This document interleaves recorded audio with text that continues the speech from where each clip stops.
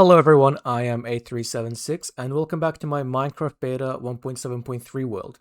This is going to be a very short video. I don't have that much new to show you, but what I do have I think is pretty cool. First things first, I got rid of the gazebo that was over here. I kept the floor because the floor looks really nice, but the gazebo just wasn't looking good with the buildings that I've added to the town so far. So I had to get rid of it. Maybe I'll add something else here at some point in the future, but for now, this little town square thing, it just remains a very fancy floor design. The first new building that I've added to my world is this, right here. This is the Thunderhammer Smithy. Here's what it looks like. Let's do a very quick tour around it, just so you can see what it looks like from all the angles. Very basic and bland here at the back, but this is the back, so that doesn't matter. Yeah, here's what it looks like from the side. Look at that. I think it looks really cool, especially with the amount of space that it takes up. It's not a very large build, but I think it has a lot of cool details. So some background on this build. I like to reference, especially fantasy media, in my builds, so I name them after things from fantasy books, movies, video games. The Thunderhammer Smithy is an actual smithy in Baldur's Gate 1, which I very recently finished. Great game. Took me a long time to finish, but I did it. And I guess as tribute, I decided to name the smithy after an actual place in that game. So the Thunderhammer Smithy, to the left here, has the actual smithing portion. This portion is probably my favorite part of it, just because I'm pretty proud of how I managed to use Minecraft Beta's block palette to communicate all these different ideas.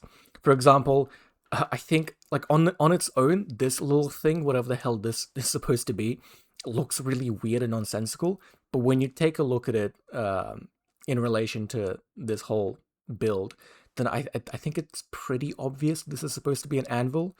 I don't know if I'm actually right. I don't know if anybody watching this was looking at this and going, "What the hell is that?" But this is supposed to be an anvil, so I don't know. Let me know if this actually looks like an anvil, or if I should try and change the design somehow. This is, I think, pretty obviously a barrel of water. I'm not an actual blacksmith, but I do know that you're supposed to put hot metal in water when you're done forging with it. I've seen movies where the blacksmiths go, like they pull out a sword and it's glowing red hot, and then they put it in the water, and then it goes, and then it sounds and looks really cool. So that's what this is supposed to be. It's a bucket. No, not a bucket. It's a barrel of over here, these are, I guess, shelves that the proprietor of the Thunderhammer Smithy uses either to display stock or maybe to keep his tools. It's really up to interpretation. He's got pegs here to hang finished swords and shovels or whatever else he makes. And these are not minecarts. These are supposed to be crates for storing, I don't know, raw iron or something. So yeah, that's the outside portion of the Thunderhammer Smithy. I really like the way it looks. The interior of the Thunderhammer Smithy inside of this house is pretty austere. Again, it's a very small room. It has a nice blue carpet. It's got 2 chests. It's got a table. It's got a bed and a crafting table. I don't know why I'm listing these things. You guys can see it on the screen right now. Yeah, my personality for the blacksmith here, the Thunderhammer Smithy, my idea for whoever this character is that he's a pretty, like, as I said, austere, not a very not a very, like, you know what I mean. He's a simple man, a man of simple pleasures. So yeah, that's the Thunderhammer Smithy. That's the first building that I've added to the town. The second building is a little bit more ambitious. Here it is. This is a tavern. Let me do a very quick tour of the outside before going inside. It's very large. It's actually way bigger than I initially intended it to be, but I'm actually glad that it ended up being so huge because it allowed me to give a lot of detail to the outside, which I'm very proud of. I think it has a very nice kind of texture to it, and a very nice color palette as well. I'm very happy with the reds and the white and the wood that this consists of. I think it looks really cool. As with the Thunderhammer Smithy, this tavern is also named after Baldur's Gate 1. It's called the Jovial Juggler. Also a real tavern inside that video game. I might name everything in this city that I build after Baldur's Gate 1. Maybe that'll be the theme for this place. Who knows? Going inside, here's what the interior looks like. The first floor consists of a couple of tables, a jukebox, and a kitchen.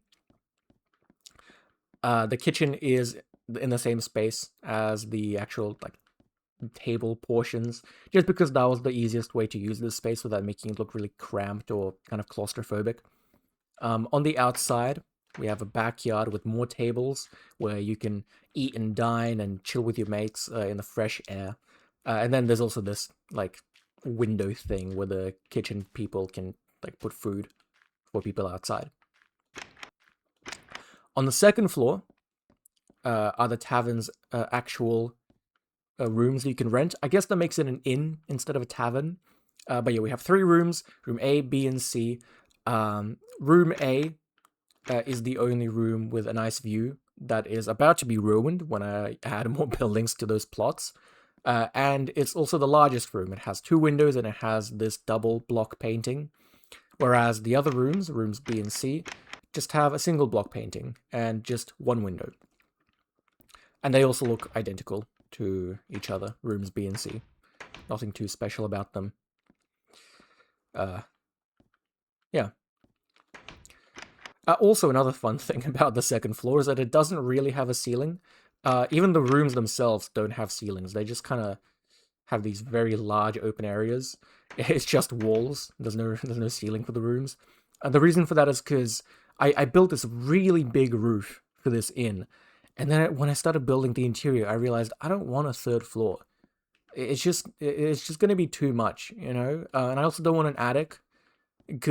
Either because I'm lazy or because I don't know, I just didn't want an attic. And so this was the solution I came up with. I do realize now it kind of makes this inn seem really cheap. The fact that it gives these shitty rooms with no ceilings. But who knows? Maybe that's the law. Maybe this is actually a far cheaper establishment than its size would have you believe. But that's the Jovial Juggler. So not too much to show this episode. Yeah, just 2 buildings, both of which I think look really nice. I'm very excited to add more buildings to all of these plots.